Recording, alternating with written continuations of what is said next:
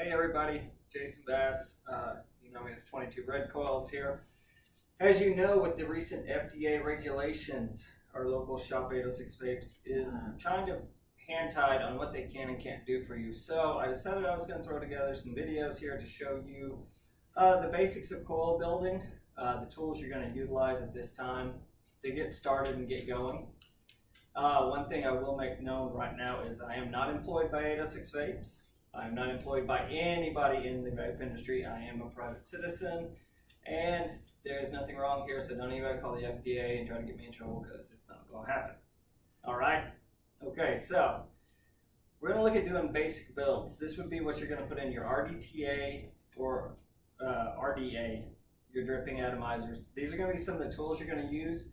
I'm also going to expand into future tools that you may need as you go further in your building career if you so wish. So, first thing you're going to need an ohm meter. Got two different types here. I've got the Coil Master 521 tab, which is my favorite. I use this all the time. This doesn't just give you the reading, you're also capable of firing your coil after you build it. Got your little basic $10 one. Runs off a AA battery. Again, to begin with, if you don't have one, get one of these. You will need it. Second thing you're going to need, precision screwdrivers. These are cheap. I got these at Harbor Freight like 5 years ago. I think I paid $1 for a full set. You're going to want a full set of these. You can also get something a little fancier like I got here. I honestly use these more often than I use these. This little dude right here from Geek Tool. It's Geek Vape actually makes it. It's the T tool. They have them up at 806 Vapes. You're going to want to have one of these. They're a few bucks, whatever the cost. Trust me, you're going to want 1 to 5 of these to keep with you at all times. Okay, these come from Michael's or Joann's or any other craft store. These are for making jewelry. They're ring sizers, but what I use them for is, if you'll notice, this is graduated, so you go from a 2, 2.5, 3, 3.5, and 4 millimeter. You're going to use that to do the ID size on your coils.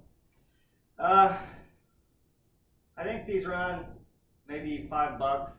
Comes in a 2-piece set. There's these little ones and the bigger ones. The bigger ones you don't need. Nippers. Got to have some nippers. Again, Harbor Freight, $3. I buy them 2 sets at a time when I get them. They'll last 6 months to a year. Ceramic tip tweezers. Always handy to have these on hand. These you can actually pinch a coil when it's hot and you're firing it without shorting it out. These, $7 or $8 I think. You can get replacement tips for like $5. They have them at some of the jewelry stuff at some of the craft stores. I think they have these up at 806 Vapes too. They're a good item to have. Assortment of pliers, and one thing when you get pliers, you're going to want to look. You want what's called toothless pliers. These are toothless pliers. They're smooth on the inside. The needle point's really good.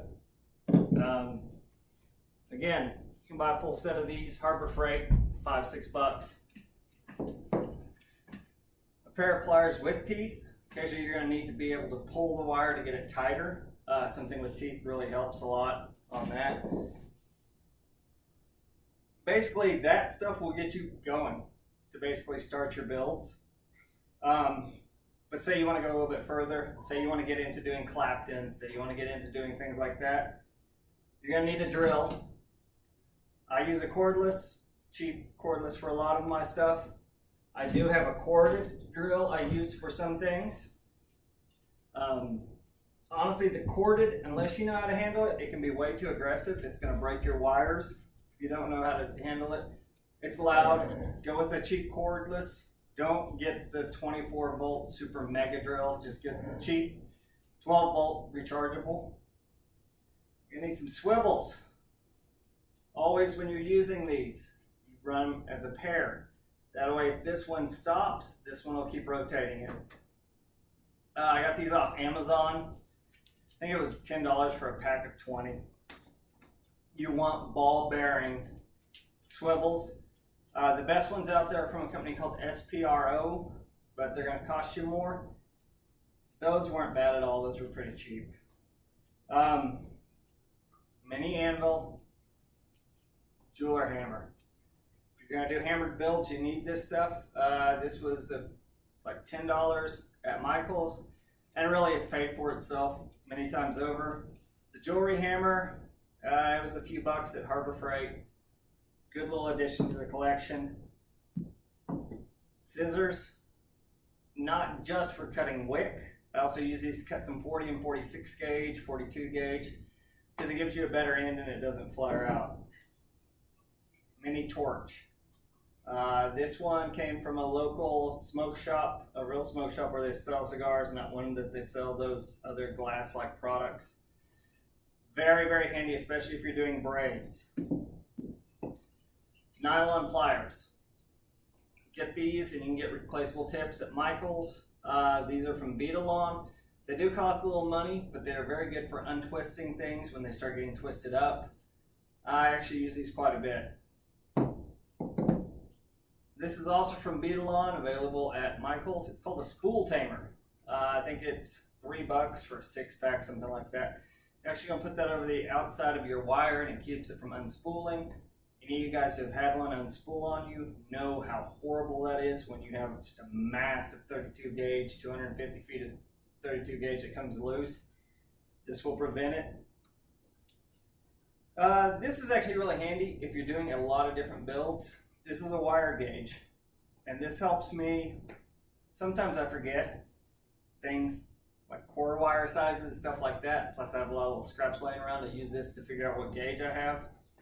Again, Michael's or another craft store. If you're old and getting blind, one of these dudes is really handy. It's not the most attractive thing in the world, but you will use it from time to time. It's got a light on the side that I don't have the battery in because I don't really need it. Like 4 different settings for depending on your blindness. I think it was like $6 or $7 at Harbor Freight. Hands-free unit. It's great when you're doing some of the different builds. Good place to clamp on your swivels. This one's actually got a magnifying lens, so you don't have to use that, or you can use it in conjunction with the visor. And one thing that would help, that might help if you can get one, it's a coil master kit. I think these are about $50. I won mine in a raffle. I didn't think I'd use it. I actually use it all the time. It's got all your basic build equipment in there. It's a good little thing to have around, you know, especially if you're mobile. It's got this coil twister, which I don't use like they want you to because that ain't my style. But anyway, you can find these. It's not a bad investment at all to go ahead and grab one of those. That kind of sums up what I usually use on my tools. So if you have any questions about the tools or anything, hit me up. You can hit me up on Facebook. I'm there on Southern Clouds. You know, just put a message there. You can also hit me on my Instagram at 22redcoils at any point. I'm on there all the time. I check that constantly. We're going to do our next video over basic builds using both 2-post, 3-post, and 4-post. So thank you, everyone, and we'll be catching you later. All right, bye.